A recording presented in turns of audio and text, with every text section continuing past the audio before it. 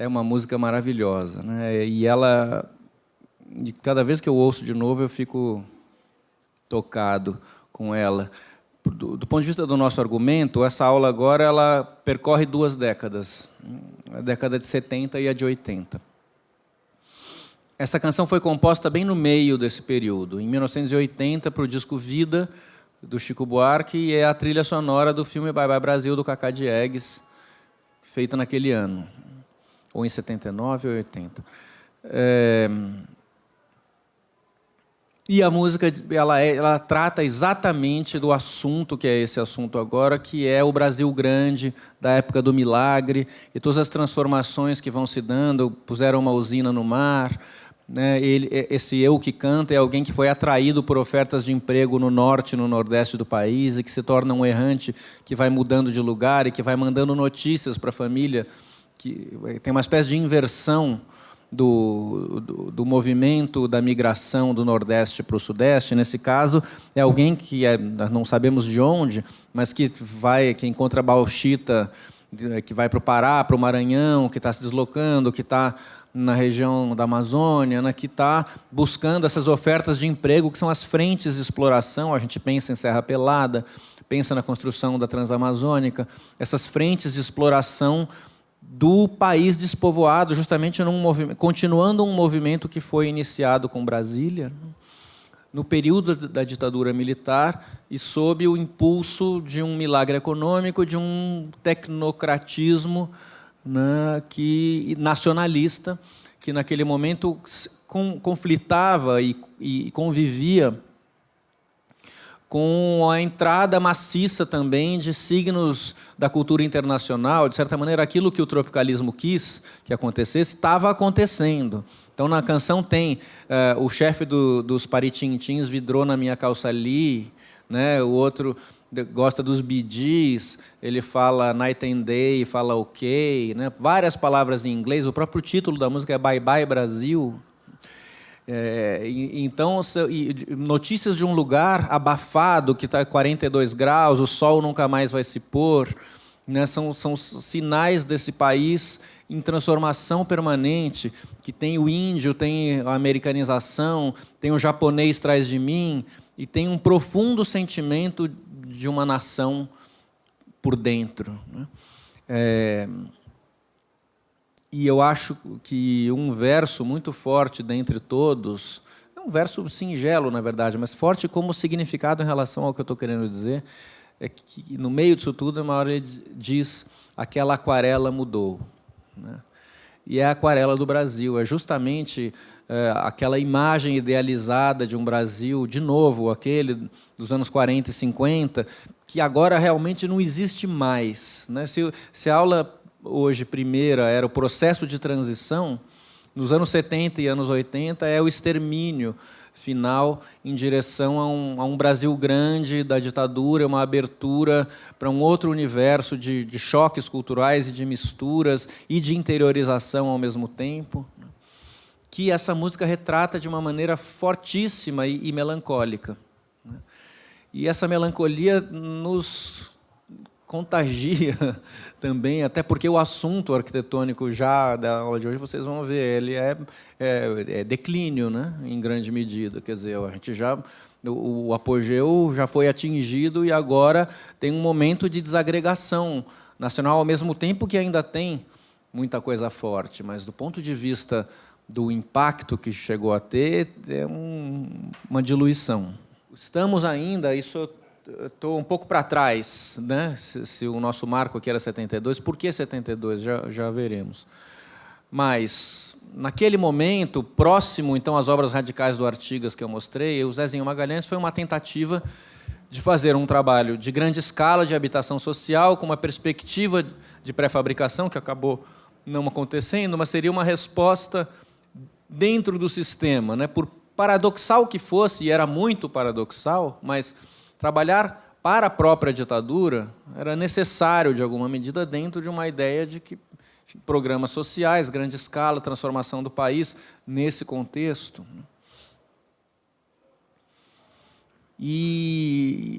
Então, é nesse momento, de fato, que há um racha, né? O racha entre os discípulos, alguns discípulos do Artigas, que são o grupo da Arquitetura Nova, liderados pelo Sérgio Ferro, em relação à linhagem, ao caminho defendido pelo Artigas, é primeiro um racha em relação a uma concepção sobre como reagir diante da opressão da ditadura, quer dizer, ir para a luta armada, romper com a arquitetura como instituição, ou então, o momento decisivo, nesse caso, é quando o Artigas vai se pronunciar e faz a palestra O Desenho, né, e que acaba defendendo uma atuação, sim, através do desenho, da noção de projeto, o que projeta a emancipação e etc. A linhagem do grupo da Arquitetura Nova também rompia com o elogio do concreto armado como indústria nacional, a ideia do avanço das forças produtivas pela indústria do concreto, né, e buscava uma solução mais próxima do artesanal, com as abóbadas de tijolos, abóbadas cerâmicas, a construção, uma pedagogia do canteiro, né, que define uma dissidência importante naquele momento. Nesse começo, algumas imagens de obras que eu queria mostrar, que ainda são do período anterior, que não cabiam dentro daquele esquema que eu fiz do público e do privado em relação à arte, né, mas que mostram obras arquitetônicas importantes que são modernas e que estão ligadas à afirmação de uma certa monumentalidade naquele momento, no caso aqui, o Reno Leve. O Lelé começando com as suas obras, lembra que eu falei de habitar a estrutura, né? Aqui também é o caso, quer dizer, uma supervalorização de um certo gigantismo estrutural como definidor da forma. O projeto do Niemeyer para o Instituto de Ciências da UNB é bastante exemplar desse ponto de vista também.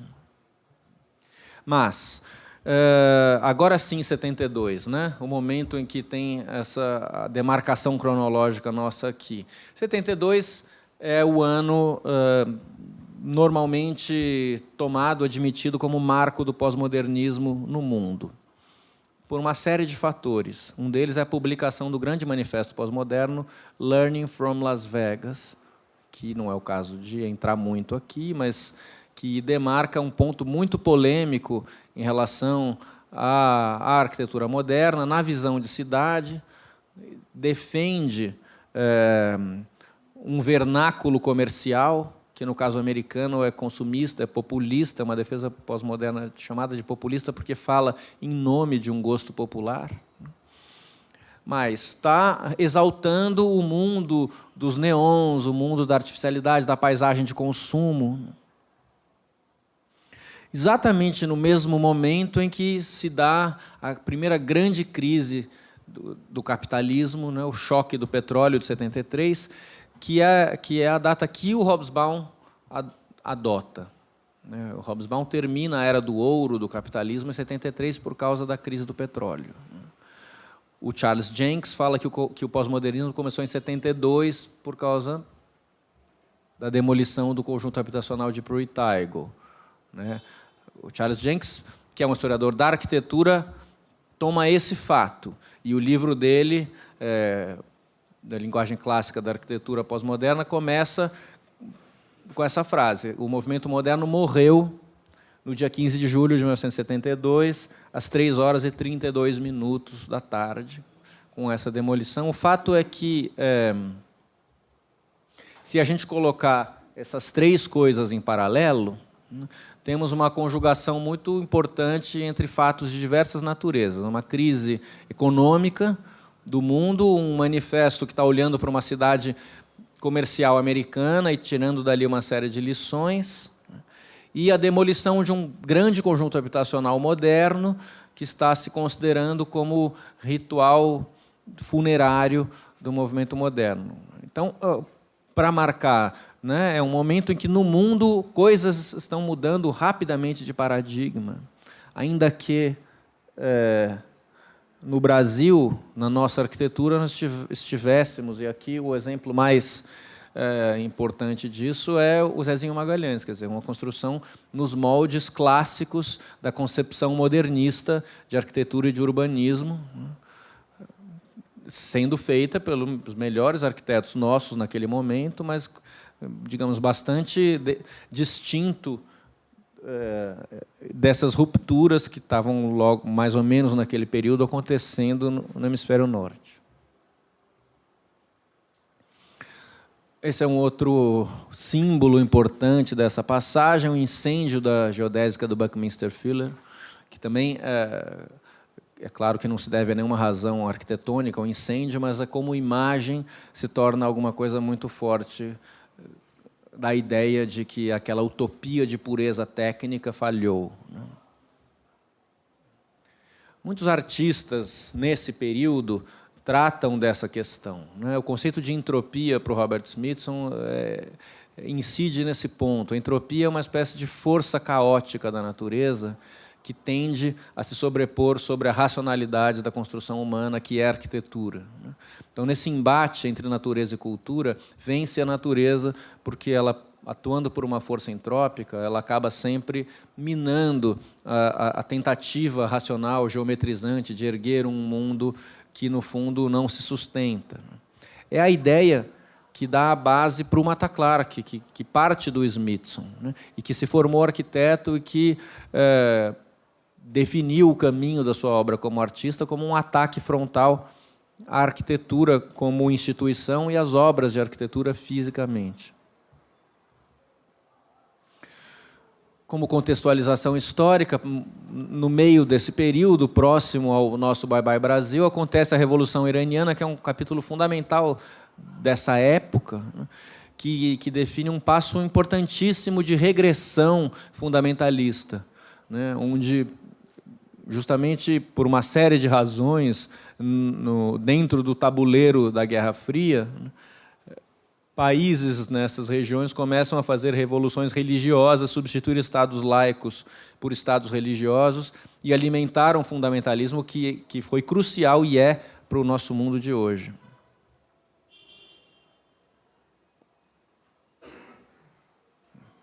Tudo isso estava ausente da modernização do século XX. É impressionante como o século XX tinha laicizado a vida.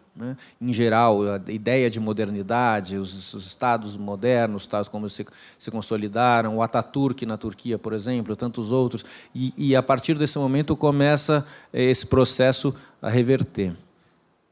O que, como diz o Mike Davis, explica bem o Mike Davis no livro Planeta Favela, corresponde à grande favelização do mundo também. Então, as seitas fundamentalistas islâmicas e as evangélicas na América Latina são juntas, respostas a um processo de massacre social e de urbanização precária.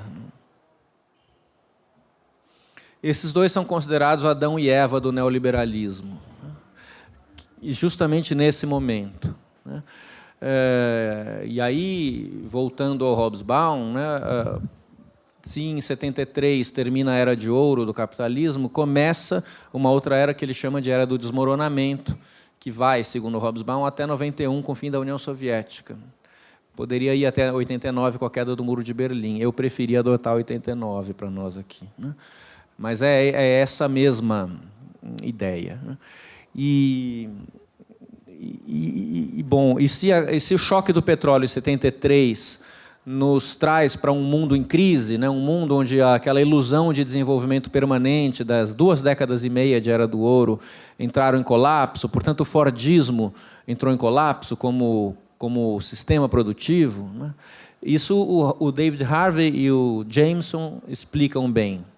São dois autores que propõem essa leitura comparada entre sistemas econômicos do capitalismo e sistemas culturais, no caso, pós-modernismo. Quer dizer, o título do livro do Jameson fala isso. Pós-modernismo, a lógica cultural do capitalismo tardio. O capitalismo tardio é o neoliberalismo. Portanto, é o momento do fim do Fordismo, que correspondia ao modernismo do ponto de vista da lógica produtiva e estética.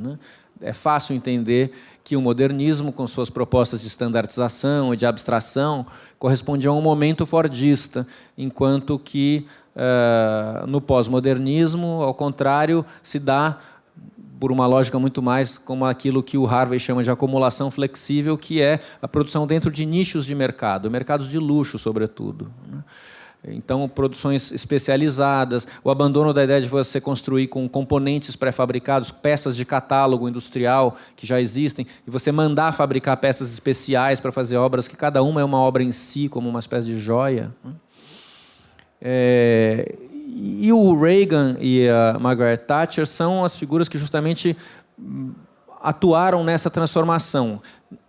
Em linhas gerais, o quê? Desregulamentando a economia, tirando as proteções estatais e oferecendo a economia para o mercado financeiro. Essa foi, digamos, a chave da reciclagem do capitalismo durante a sua crise.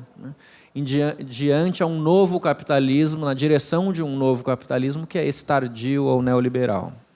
E que quebra todas as proteções sociais dos sindicatos, as conquistas sociais que foram conseguidas desde Roosevelt e o New Deal, desde a quebra da Bolsa de 29, né, e a Segunda Guerra Mundial, e toda a evolução que ao longo da Era de Ouro caracterizou esse processo durante os anos 70 e 80, vão abaixo e constroem o mundo que a gente está hoje.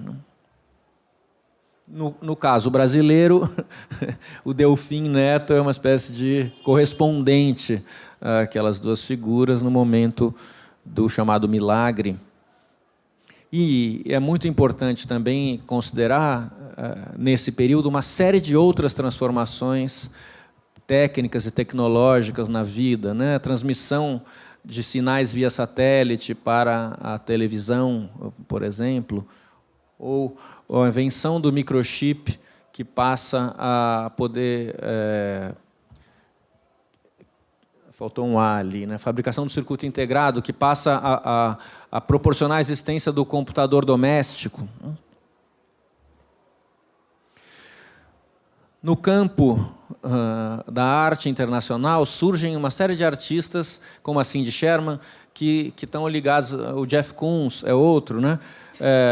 Essa exacerbação de um mau gosto kitsch ligado à cultura de consumo como um personagem camaleônico. A obra da Cindy Sherman, basicamente, são fotos dela mesma que vai se vestindo, se travestindo de personagens diferentes, quer dizer, questionando a ideia de que há um ser humano essencial. Ninguém é ninguém, você não é você não tem uma essência, você é um camaleão ambulante, cada um é uma metamorfose ambulante, pode ser qualquer coisa, porque atrás da ideia do pós-modernismo, a paranoia pós-moderna é essa, né, que está no filme Truman Show. Não existe nada, na verdade, é tudo sempre uma encenação e as coisas são superficiais. O que também está na obra de um artista como esse, do Anne Hanson americano, que faz essas figuras ultra-realistas. Também, no meio do nosso período, em 1980, acontece a Bienal de Veneza, a primeira Bienal de Arquitetura de Veneza, que é a grande Bienal pós-moderna, uma estrada novíssima que constrói esses pavilhões historicistas todos em torno a uma rua, e o fato de ser uma rua significava muito, né? Porque justamente a rua era alguma coisa que tinha sido questionada no urbanismo moderno, a tipologia da rua e as fachadas. Então, é um panorama, é um momento muito feliz da arquitetura mundial. Esse, né? Incrível pensar o Bofill como um arquiteto de sucesso, que foi, né? Construindo esses palacetes, castelos, tudo aquilo que depois veio dar no nosso neoclássico de segunda mão aqui no Brasil, né? Mas essas retomadas, porque aqui é numa chave inteiramente irônica, e tem toda uma discussão erudita, né? Agora, aqui seria uma versão inteiramente banalizada, né, dentro do mercado, que também tem suas manifestações... Tá bom ver a cara de vocês.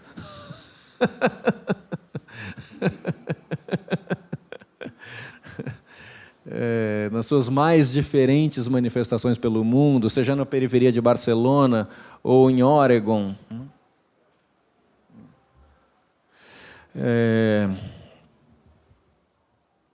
Ao mesmo tempo, também, durante esse momento, por isso, como uma urbanização massiva no terceiro mundo, né, com a constituição das favelas e também o acirramento das questões das fronteiras, né? As fronteiras muradas, fortificadas, com cercas elétricas, o tensionamento da migração começa a ficar muito forte nessa época. E os retirantes, sejam os retirantes nordestinos no Brasil, sejam os africanos mudando sempre de lugar devido à fome, à guerra civil, à seca, à falta de água. E a Sebastião Salgado, né? E a constituição dessas megacidades muito precárias em contextos explosivos, às vezes, como aqui, né? Favela em volta de infraestrutura, né? Em situações de alto risco. E é nesse momento que o fenômeno da miséria e da fome passa a ser mundial. Depois, justamente, do fim da Era do Ouro. O Hobsbawm descreve uma situação em que, segundo ele, eu não vivi aquilo para testemunhar ou para lembrar, mas, segundo o que diz o Hobsbawm, durante a Era do Ouro, mesmo a África não tinha miséria evidente, né? Era um momento de maior prosperidade mundial como um todo. E durante esse período agrava-se muito, de forma muito clara, as diferenças sociais, onde os ricos se tornam mais ricos e os pobres mais pobres, o que faz com que, de maneira inédita, em 85, os artistas da música americanos tenham se juntado para fazer o USA for Africa, We Are the World, música famosíssima, composta pelo Michael Jackson com o Lionel Richie, né? Isso foi muito importante naquele momento. Mas eu estou trazendo isso como importância no sentido dessa consciência sobre a miséria e a fome, que passa a ser uma discussão pública. Voltando ao Brasil, e a música Bye Bye Brasil, e aquele cenário que estava descrito, né? Então, a abertura dessas frentes de exploração do interior, né, extremamente predatórias e com relações humanas miseráveis, né, e muito impressionantes. De novo, o Sebastião Salgado, mas esse formigueiro humano que foi a Serra Pelada, né, que durou alguns anos e depois extinguiu completamente o lugar. Construção da Transamazônica, no auge do período do milagre, uma obra faraônica no meio da floresta, né? Uma ideia enlouquecida dessa de integração do país, mas, claro, ligada justamente a novas cidades que foram sendo criadas meio espontaneamente em torno da rodovia, que estavam ligadas à extração de minérios e de madeira.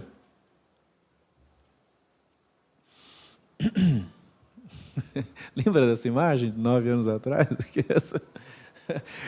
É um momento difícil para a esquerda no Brasil, porque justamente a exaltação ufanista da nacionalidade era tudo de pior que existia no auge da ditadura. E a seleção brasileira era tudo de que melhor existia do ponto de vista da cultura. E a Copa de 70 é o auge desse problema.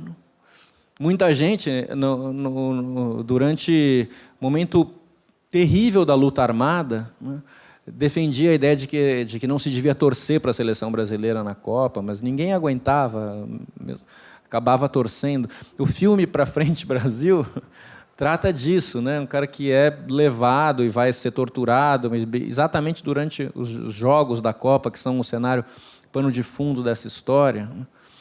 E o Simonal fica aí de brinde, que não vai entrar nele.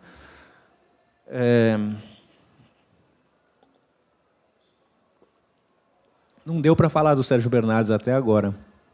E ele teria muita coisa legal para mostrar.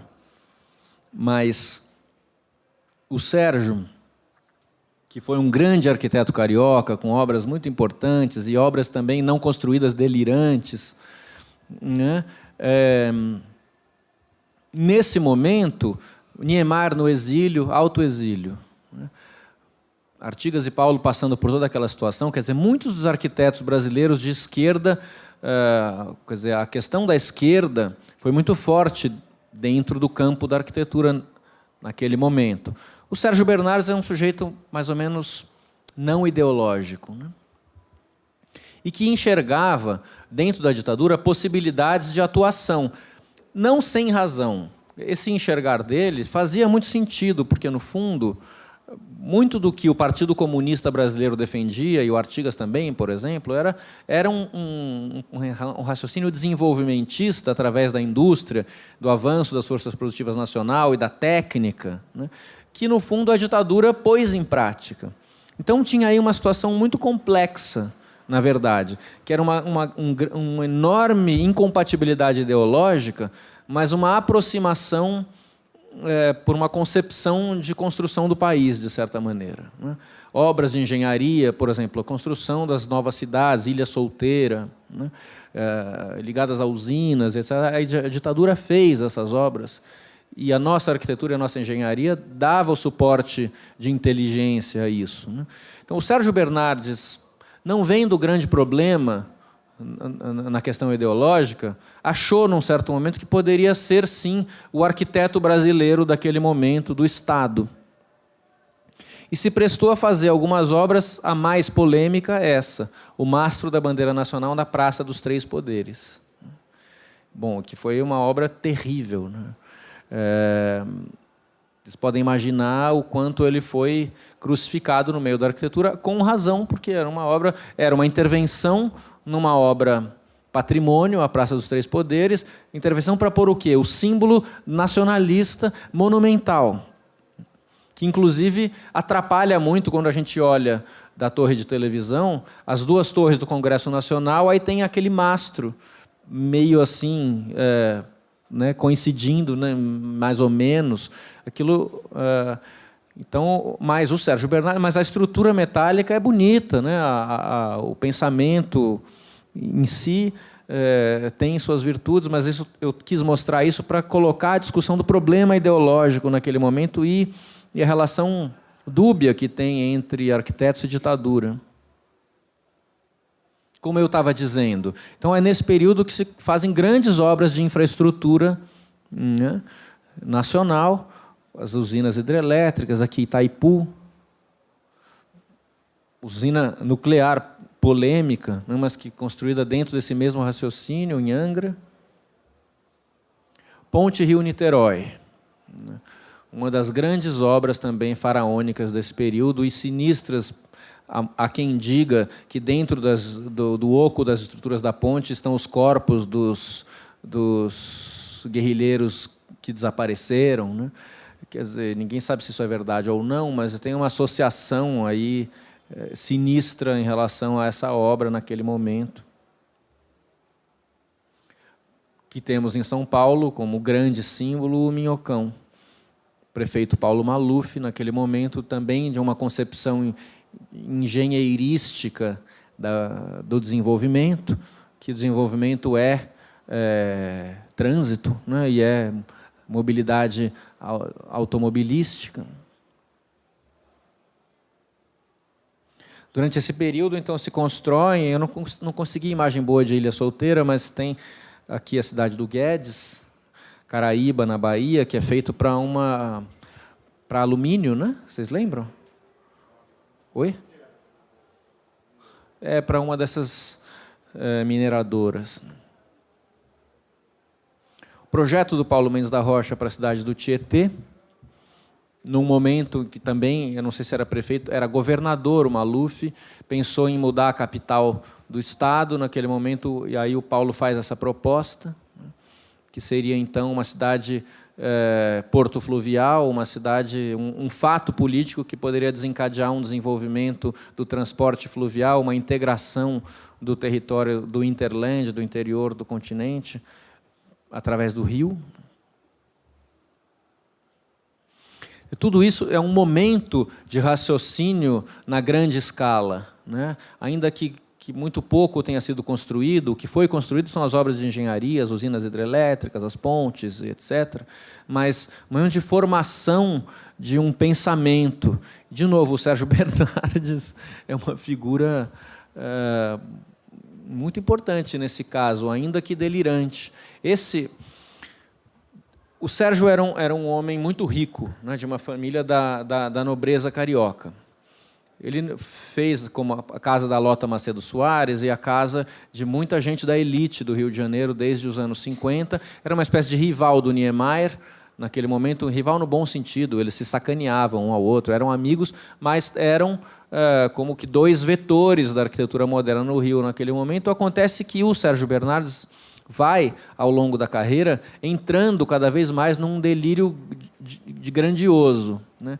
de que a missão da arquitetura não era construir casas, etc., e sim pensar o território do continente, do país, do continente. Ele tem projetos para a Lua, ele tem projetos de células submarinas, né? Ele tem projetos para a cidade do Rio de Janeiro inteira. Ele projetou a Ponte Rio-Niterói antes da Ponte Rio-Niterói existir, e a Ponte Rio-Niterói seria um atracadouro de navios, junto com edifícios também. Realmente, o Sérgio Bernardes é a mega estrutura no Brasil, né? Fala. Isso que eu ia dizer agora. Não, isso, bem lembrado.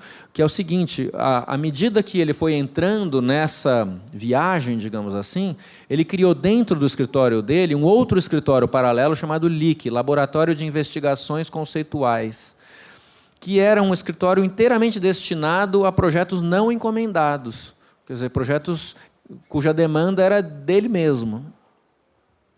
E foi botando a fortuna toda dele nisso, porque o LIC tinha muito mais funcionários do que o escritório normal de projetos. Que o LIC empregava gente, inclusive antropólogos, geógrafos, cientistas. E ele começou e esse Projeto Brasil, o nome do projeto é Projeto Brasil. É um projeto para a escala do país inteiro, que estava ligado à ideia das bacias fluviais, e é uma espécie de antecipação, numa escala muito maior, da transposição do Rio São Francisco de hoje. A ideia dele era fazer anéis de água e aproveitar a água abundante que tem no país para irrigar outras áreas secas e etc. E para fazer, numa época em que não tinha Google, nem nada disso, para fazer ele não sei se comprou ou alugou aviões e sobrevoou o país inteiro, mapeando, né? Então, assim, coisas como essa levaram ele à falência no final. Mas, então, esse é um dos projetos ligados a esse momento, com essa concepção de um Brasil grande, né? No mínimo, um Brasil enorme, né?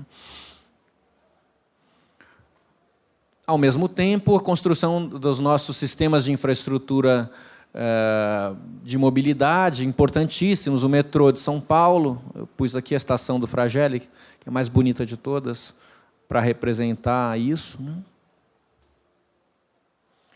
E uma série de obras importantes desses arquitetos de São Paulo que, ao longo dos anos 70, continuaram fazendo, ainda que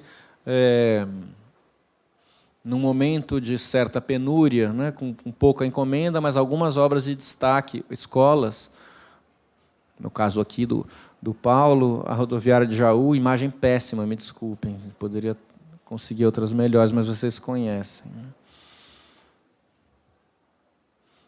O Rui Otaki tem obras importantes nessa época. Esse é o momento canônico, digamos assim, do chamado brutalismo, né? Com essas soluções de partidos estruturais, que são, ao mesmo tempo, a própria forma do edifício, a cobertura. Aquele era o Banco Banespa, Telespe de Campos. São várias obras, eu vou passar, é bem panorâmico mesmo assim agora, vou passar mais rápido. Essa obra vocês conhecem, ela está lá, ela foi feita nessa época para ser um hospital-escola, ficou inacabada em ruínas muito tempo e foi retomada muito depois, nos anos 90, e transformada em fórum criminal. Mas é a tipologia característica da escola paulista. Uma grande caixa com estrutura de concreto, né, um espaço integrado por dentro. Mas não só em São Paulo, em Manaus também, com Severiano Porto e outros arquitetos naquele momento, uma linguagem que a gente pode dizer mais típica de São Paulo, ganhando o país. Junto com isso, algumas obras dissidentes, né, e que começaram a buscar outras referências, que incorporavam algo de um certo pós-modernismo, ou pelo menos foi visto assim. A obra do Centro Cultural São Paulo era uma obra vista como impura, porque associava sistemas construtivos distintos, concreto com metal, cor, né? Ainda que uma tipologia volumétrica bastante paulista, com as lajes, com rampas e um espaço transparente contínuo, mas uma referência muito importante naquele momento como nota dissonante. Os dois arquitetos tinham como referência o Pompidou, né, recém-construído naquele momento, né, e com toda a significação ligada às cores, ao uso dos materiais.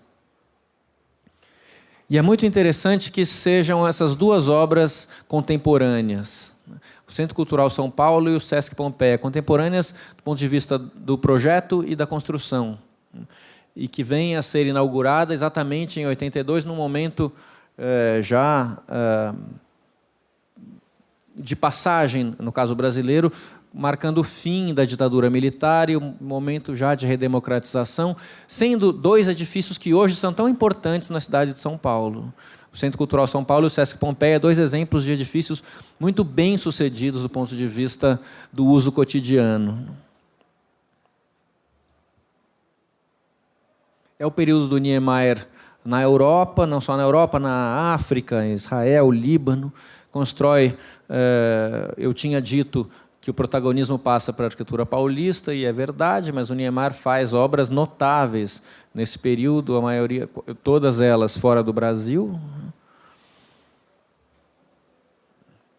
Mondadori é lindo, né, como o raciocínio da caixa estrutural que pendura o edifício, né? O edifício ele está todo pendurado nessa estrutura que é um grande pórtico externo, né?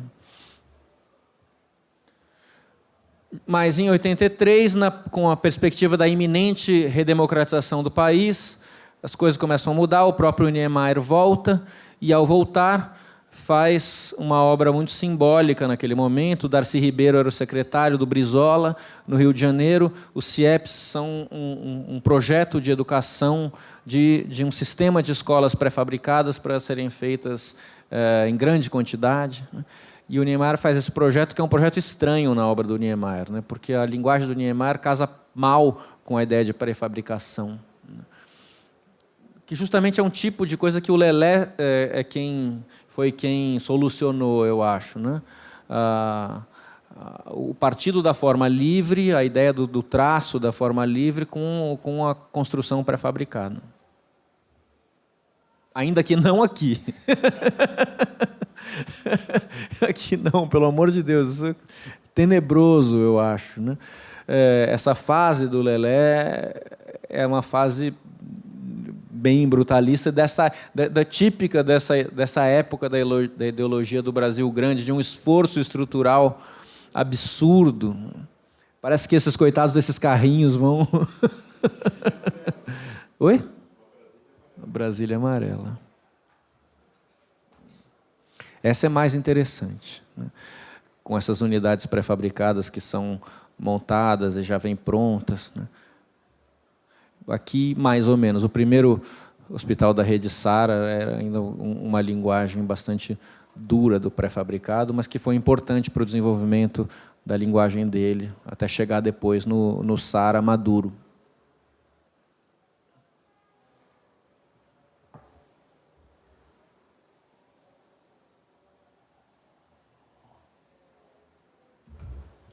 Uma belíssima obra em São Paulo, nesse período, em 84, justamente num período de incerteza, né?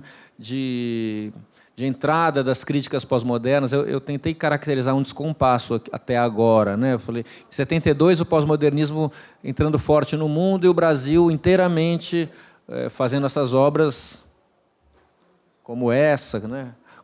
Quer dizer, dentro de uma perspectiva inteiramente moderna, da racionalização de uma certa estandardização que não é só construtiva, mas também volumétrica. E isso é ainda assim nesse edifício, mas de alguma maneira, assim como no Centro Cultural São Paulo, do Eurico Prado Lopes e do Luiz Teles, aqui o Toscano começa a incorporar outros elementos. A estrutura metálica é, de certa maneira, uma novidade. A foto está preto e branco, mas tem a questão cromática também. Antes, o Toscano já vinha fazendo alguns projetos de uma escala maior, que são importantes naquele momento. Tem a ver, voltamos ao Sérgio Bernardes, né? Quer dizer, uma arquitetura de grande escala, com essa forma que se impõe na paisagem, ainda que essa imposição aqui seja vista na foto aérea. Quando você visita esse hotel, ele se camufla. Quem já foi sabe, a gente está em João Pessoa e procura o Hotel Tambaú e não acha, porque tem um talude. É uma bela obra, essa está muito mal cuidada, né? Mas ela tem... Quem é que viu o filme sobre o Sérgio Bernardes, que foi feito há um ou 2 anos atrás? O filme tem muitos problemas, né? Ele é feito, o roteiro é do Tiago, que é o neto, e aí, enfim. Mas esse personagem que você estava contando aqui, ele é muito bem descrito nesse filme, auto-personagem, né? Talvez entre os arquitetos brasileiros, todos, como personagem, o Sérgio Bernardes seja o mais interessante de todos. E o filme filma o Hotel Tambaú também, é bonito. Mostra ele por dentro. Mas o que eu queria caracterizar agora, que já estamos avançados no tempo, é esse momento de cristalização de uma linguagem do brutalismo que teve uma grande radicalidade naquelas casas, ou em escolas, ou na FAO, ou em obras da garagem de barcos, uma série de obras, uma grande radicalidade no seu momento de nascimento, mas o que me parece é que nos anos 70, de certa forma, e 80, se cristaliza numa espécie de monumentalização meio estática. Então, há obras e de um certo exagero do peso, ou exagero da questão estrutural. E tem uma série de obras que eu acho que estão ligadas a esse momento, que é uma espécie de maneirismo da linguagem. Na minha opinião, o edifício da Fiesp é um desses casos. A casa do Eduardo de Almeida, não. Eu pensei que ia entrar numa sequência aqui que não é essa, mas tudo bem. Voltaremos ao argumento. A casa do Eduardo, dentro da Escola Paulista, é uma via que busca algo de uma combinação entre o partido do concreto armado, né, e o componente, o bloco de concreto, que está mais ligado a uma manualidade. Oi? Isso é muito estranho imaginar, né? Não conheço 2 personalidades mais diferentes do que essas, né? Mas, enfim. Aí sim, voltando, eu tinha mostrado a Fiesp, são obras de uma exaltação de uma questão volumétrica ligada ao peso e à técnica, né? E a ideia de monumental. O Tribunal de Contas tem uma relação evidente com a Biblioteca de Buenos Aires, né? Que também é muito isso, eu acho, uma espécie de maneirismo tardio, né? De uma arquitetura moderna tardia, pós-brutalista. O escritório Aflálio Gasperini fez belas obras, mas fez, na minha opinião, muitos desses edifícios que hoje a gente vê na cidade, eles carregam a marca, eles ficaram muito datados, né? Esses foram feitos dentro do Itaú, pelo Itaúplan também. Esse é um assunto desse período, né? Hidroservice, Hidrobrasileira, Itaúplan, grandes escritórios de projeto, né? Corporativos fazendo projetos de grande escala sem uma autoria evidente. O arquiteto funcionário, assalariado, né? Dentro dessas grandes companhias. O metrô também. Outros edifícios exatamente dentro dessa linhagem que eu estou querendo descrever aqui, né? A linhagem do edifício de grande porte, monumental, moderno brasileiro, que carrega um certo peso maneirista.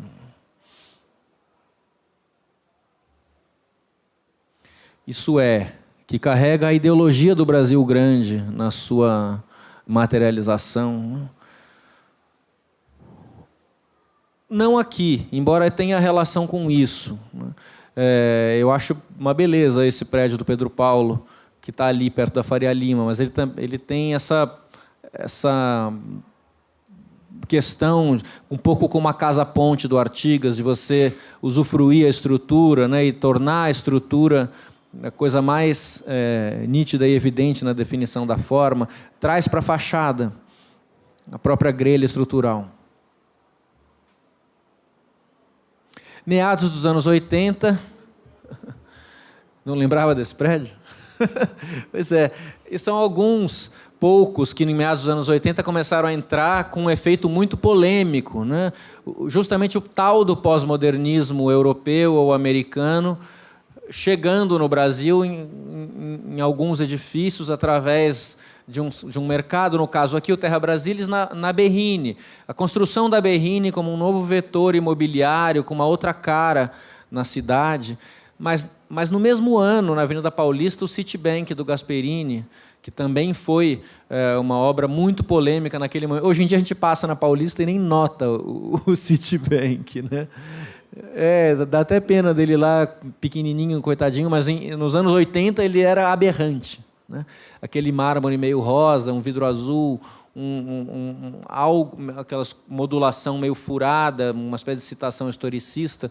E aqui muito mais. O Terra Brasilis, de fato,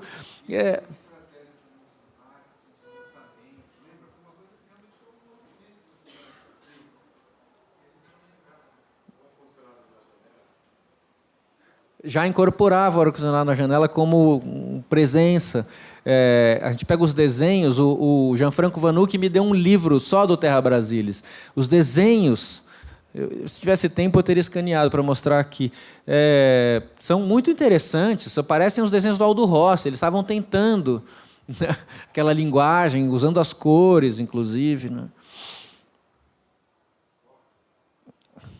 com toda uma iluminação dramática. Ela não lembra, mas ela sabe.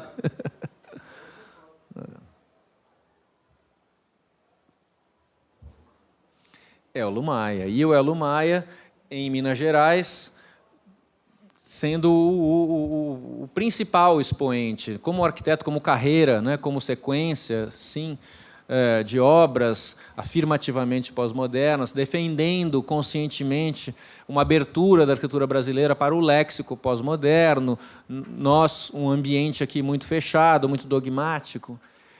Então ele faz, né, esqueci de pôr aqui, mas podia pôr a moradia estudantil da Unicamp, do Juan Villar, que também tem relação com esse tipo de uma retomada da construção pelo tijolo. No caso do Juan Villar, na linhagem do Sérgio Ferro, né? Ou melhor, em conexão com aquilo. No caso do Elio Maia, não, mas como experimentações com diversos materiais em relação a essa possibilidade de ser historicista, de recuperar elementos da história da arquitetura que foram abafados durante o modernismo. No fundo, quer dizer, essa coisa meio aberrante, essa obra foi um choque, né? Ainda mais porque está na Praça da Liberdade, praticamente em frente ao prédio do Niemeyer, que é uma joia, e isso ganhou o apelido de Rainha da Sucata, porque na época a Regina Duarte fazia uma novela que ela era super brega e ela era a Rainha da Sucata, chamaram o edifício. Mas o Elio estava olhando para Louis Kahn, né, que são as referências muitas que ele tinha, Venturi e Louis Kahn, uma espécie de linhagem Aldo Rossi. Uma linhagem de um modernismo tardio com pós-moderno, só que ele traduzindo isso com materiais e em alguns momentos, muito fortemente irônico. Como aqui, o mesmo edifício do Rainha da Sucata. A laranja cortada para ventilar o banheiro feminino, né? É o banheiro, essa laranja. E então em Minas constituiu-se, através dele, do Silvio de Podestá, como é que ela chama? Jô Vasconcelos, toda uma geração de arquitetos conscientemente pós-modernos e olhando para o passado, justamente num estado que foi o estado do barroco mineiro.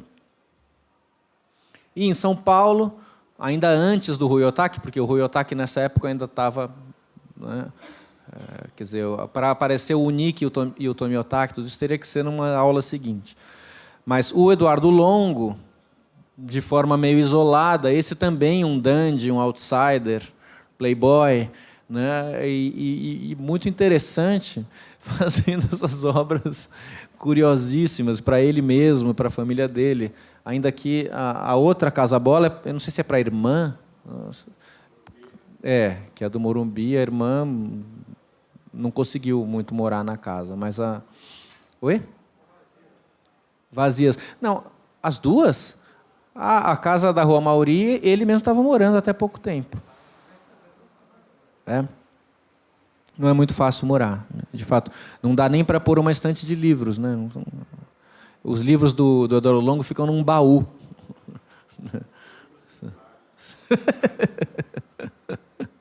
Livros circulares que ele mandou fazer especialmente. No mesmo momento, praticamente, que o Niemeyer faz o CIEPS, ele faz também o Sambódromo, que vira um grande ícone do Brasil da nova República, né?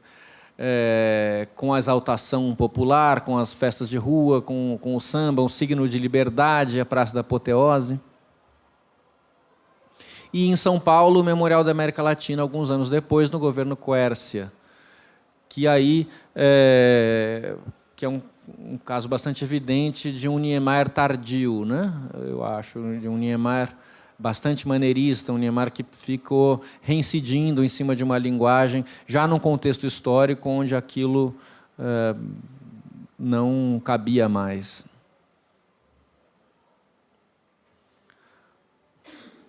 Quase que simultaneamente a isso, né, totalmente simultaneamente, o Paulo Mendes da Rocha ressurge com obras fortíssimas, né? Vocês concordam, Fernando e Álvaro, que o MUBI é a obra que faz o Paulo voltar? Né? Porque esse ressurgimento... Eu lembro que quando porque o MUBI... O Paulo data malandramente o projeto de 88, mas a data certa é 86, que é a data do concurso. É que ele demorou depois até 88, ele meio refez o projeto, ele mudou bastante. Mas a obra foi construída e inaugurou em 94. Então demorou, né? Mas é esse momento, de alguma maneira, porque até então, nesse interregno pós-moderno, né, de crítica pós-moderna, ou de um modernismo tardio frágil, essas obras monumentais que eu mostrei, mas que são já maneiristas, quer dizer, um momento difícil e que de alguma maneira precisou, e o Niemeyer fazendo o memorial da América Latina, né, precisou, e o Artigas morreu, a Lina tinha feito, eu acho que as duas grandes obras anteriores são, claro, o Sesc Pompeia e o Centro Cultural São Paulo, meio outsider, mas que imaginaram uma coisa e que são obras isoladas naquele período. Mas o MUBI é uma obra crucial de reorientação de caminhos, né? Logo em seguida ele faz a Pinacoteca, faz Patriarca e começa a fazer um monte de obras importantíssimas, né? E aí vem toda uma geração que já está aqui, né? O projeto do Pavilhão do Brasil de Sevilha e a entrada do Acaiaba em seguida, e a Ita, e todo um novo caminho que não cabe nessa aula, mas que está ligado a uma recompreensão de uma tradição já numa outra chave, que acho que nasce com o MUBI e com o Paulo, nesse momento. E para dizer o mínimo sobre o MUBI, tá? Paulo tinha feito Osaka, né? Aliás, eu acho que a carreira do Paulo ela se estrutura sobre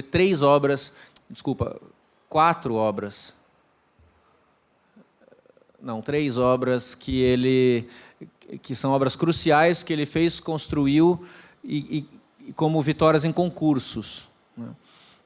O Ginásio do Paulistano, em 57, aí passa praticamente 20 anos, 69, Osaka, e depois, 86, o MUBI, né?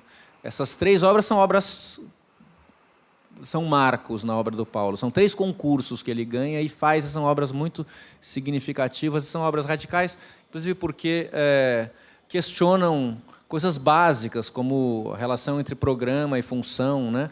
Quem é que consegue explicar essa marquise viga sobrevoando o terreno, um vão enorme com uma função questionável? Você pode dizer, é uma função de sombra, bastante questionável. É um elemento simbólico, poético, né? Essencialmente. E com isso eu acho também que ele está revendo a didática estrutural da Escola Paulista, que a maravilhosa Escola Paulista, de até então, ela perseguia uma didática estrutural ligada a uma concepção ideológica de desenvolvimento nacional, que o MUB não tem mais nada disso, né? É uma obra de reflexão mais livre. Bom, então agora caminhando para a conclusão. Cidade de São Paulo vista o mesmo lugar com um intervalo de 100 anos, o Vale do Anhangabaú, em 1899 e em 1999. A dramática transformação que acontece nessa cidade durante 100 anos. Essa imagem eu tirei de uma apresentação de vocês, né? É muito boa. Isso, né? Que cidade é essa que foi construída durante esse período desenvolvimentista e tecnocrático, rodoviarista, supostamente para uma eficiência do deslocamento na cidade, mas que é o tempo inteiro uma aberração. Junto com um período em que se construiu o metrô, também, e eu tinha falado do Zezinho Magalhães em 67, né? Mas acontece que aí, nos anos 80, a gente estava construindo a CDHUs e todos esses vastos conjuntos de habitação popular, e não só, e hoje a gente está fazendo Minha Casa Minha Vida, né? Então é muito triste, de fato, isso, né? Essa nossa tradição. Mas a cidade de Tiradentes, de uma escala incrível naquele momento. E no mesmo ano que, ao mesmo tempo, né, na Barra da Tijuca, os condomínios, eu nem pus foto, mas é ao mesmo tempo que Alphaville, em São Paulo, quer dizer, é a grande suburbanização, a suburbanização de elite e a suburbanização da pobreza, ambas, né? Cidade de Tiradentes, Barra, Alphaville, Granja Viana. E essa foto que o Tuca Vieira tira mais recentemente, ela é um grande emblema desse Brasil que foi formado no Bye Bye Brasil, né?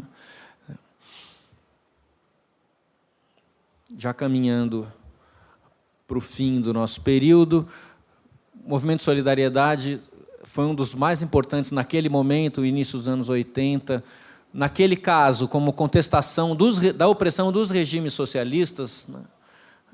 Mas que funcionou como estímulo aos movimentos trabalhistas e operários no Terceiro Mundo. Olha aí, Álvaro. Né? E justamente, então, nesse momento, no início dos anos 80, com o fim da ditadura militar e a volta à República Civil,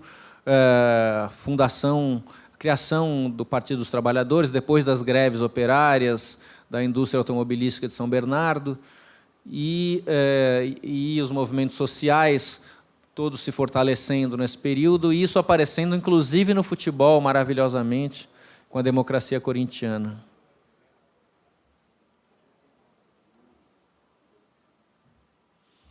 Em 1985, com o Sesc Pompeia recém-inaugurado, a Lina Bobardi fez uma exposição incrível, chamava Entre Ato para Crianças. Aí eu já entro na história, eu me lembro, eu fui com 12 anos nessa exposição, e esse é o cartaz que ela fez. A foto é ela mesma, Lina criança, com essa roupinha, tipo um nenê sinistro, né? E esses bichos peçonhentos e uma barata totalmente fálica, certo?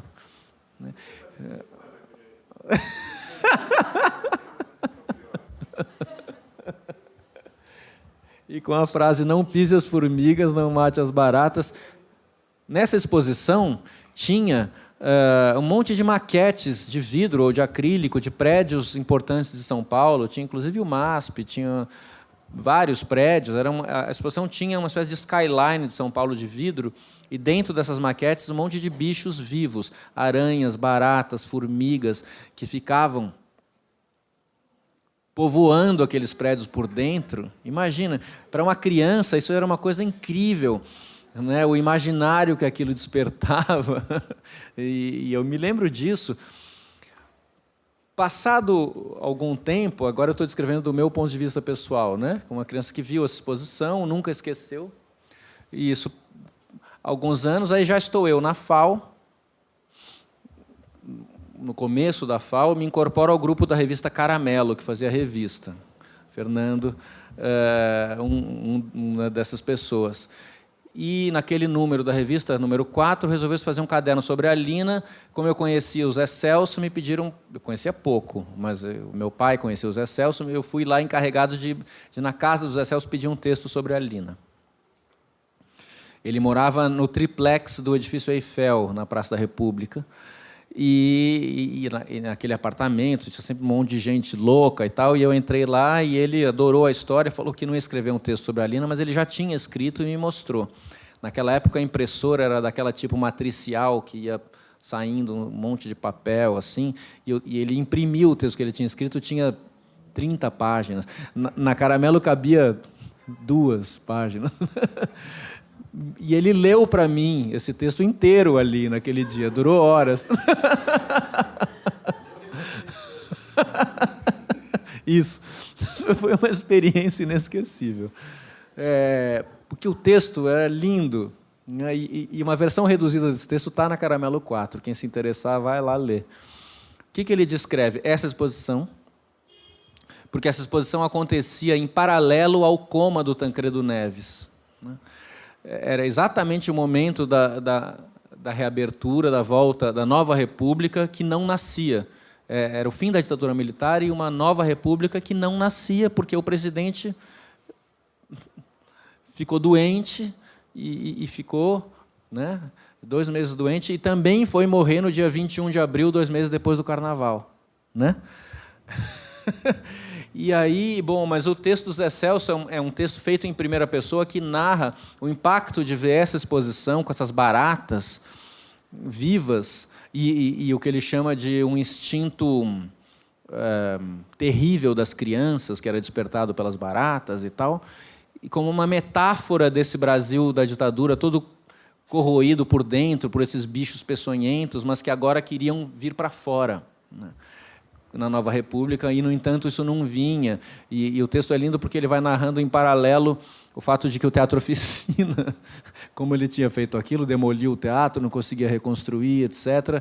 Ele não tinha dinheiro. A casa da mãe dele em Araraquara estava sendo penhorada para pagar as dívidas do Teatro Oficina. Então, o texto ele é atravessado por todas essas escalas. A mãe que tem que vender a casa, a Nova República que não nasce com o presidente em coma, e uma exposição com as baratas como metáfora. Deu para entender um pouco essa, né? Por isso que eu pus essa imagem aqui, já perto da conclusão. Movimento das diretas já, a morte do Tancredo, e o caixão entrando, subindo a rampa. Fundação do MST no mesmo momento, no início dos anos 80, foto do Sebastião Salgado. E a chegada da AIDS junto com o rock nacional. Essa imagem tem essa dupla função aqui na minha apresentação, né? Falar do rock nacional nos anos 80, falar do Cazuza, falar da AIDS como fenômeno que se tornou importantíssimo naquele período, e falar mal da Veja, que foi uma canalice horrorosa essa capa que eles fizeram naquele momento. Agoniza em praça pública, né? E terminar essa aula de uma maneira em suspenso, com o Oliveiro Toscani e o Tibor Kalman, a Benetton e o multiculturalismo, que justamente começou a vir junto com a AIDS naquele momento de grande transformação no fim dos anos 80, começo dos anos 90, e um novo imaginário que estava se reengendrando. Vocês sabem, a AIDS ligada a todo um movimento conservador do ponto de vista comportamental, a AIDS sendo interpretada como uma espécie de castigo para a geração da contracultura que fez a liberação sexual e etc. E esse neoconservadorismo econômico também comportamental, em paralelo com um elogio do multiculturalismo pelo lado da publicidade.